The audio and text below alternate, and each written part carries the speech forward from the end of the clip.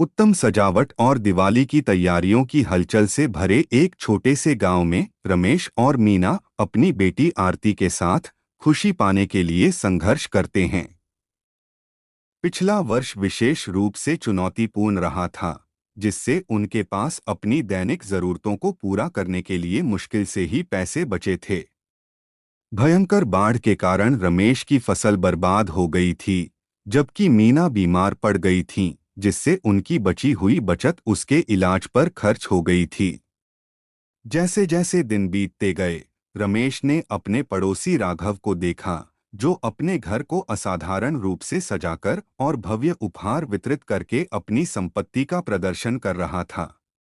रमेश की हताशा बढ़ गई और वह अपनी दुर्भाग्यपूर्ण परिस्थितियों की तुलना राघव की समृद्धि से करने से नहीं रह सका। एक शाम बाजार से घर लौटते समय रमेश की नज़र एक घायल पिल्ले पर पड़ी। उनके दयालु स्वभाव ने उन्हें गरीब प्राणी की मदद करने के लिए मजबूर किया। वह पिल्ले को घर ले गया और उसे भोजन और आश्रय दिया, बावजूद इसके कि उनके पास पहले से ही सीमित संसाधन थे। आरती ने अपने पिता की दयालुता को देखा और पिल्ला को खुशी से अपनी पूंछ हिलाते देखा। उत्सुकतावश उसने अपने माता पिता से पूछा कि जब वे दिवाली के लिए नए कपड़े या आतिशबाजी का खर्च भी नहीं उठा सकते तो वे कुत्ते की देखभाल क्यों कर रहे हैं।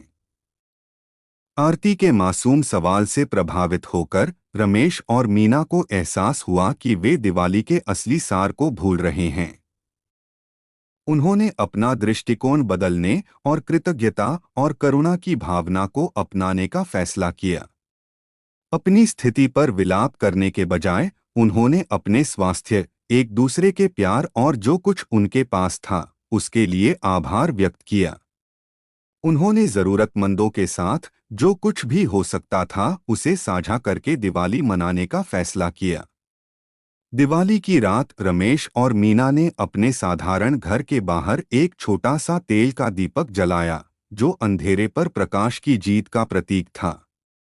उन्होंने अपने पड़ोसियों को आमंत्रित किया, जिनमें राघव भी शामिल था, जो अपनी संपत्ति के बावजूद नाखुश और आत्मकेंद्रित था। रमेश की निस्वार्थता को देखकर राघव को अपने भीतर खालीपन का एहसास हुआ और वह खुले दिल से जश्न में शामिल हुआ। साथ में ग्रामीणों ने भोजन, हंसी और खुशी साझा की। रमेश और मीना ने कम भाग्यशाली लोगों को कपड़े, मिठाइयाँ और बर्तन वितरित किए, जिससे खुशियाँ और गर्मजोशी फैली। गरीब और अमीर अब एकजुट हो गए। उन्हें एहसास हुआ कि धन और भौतिक संपत्ति दिवाली की सच्ची भावना को परिभाषित नहीं करती है। यह करुणा, कृतज्ञता और साझा करने की खुशी है, जो रोशनी के इस त्योहार के दौरान सबसे कीमती भावनाएं लाती है। संकल्प रमेश परिवार की दयालुता और उनके दृष्टिकोण परिवर्तन ने सभी को दिवाली का सही अर्थ सिखाया।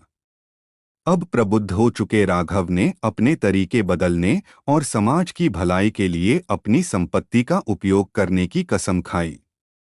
त्योहारी सीजन के बाद भी गांव एक दूसरे का समर्थन करने के लिए एकजुट हुए और एक घनिष्ठ समुदाय बन गए।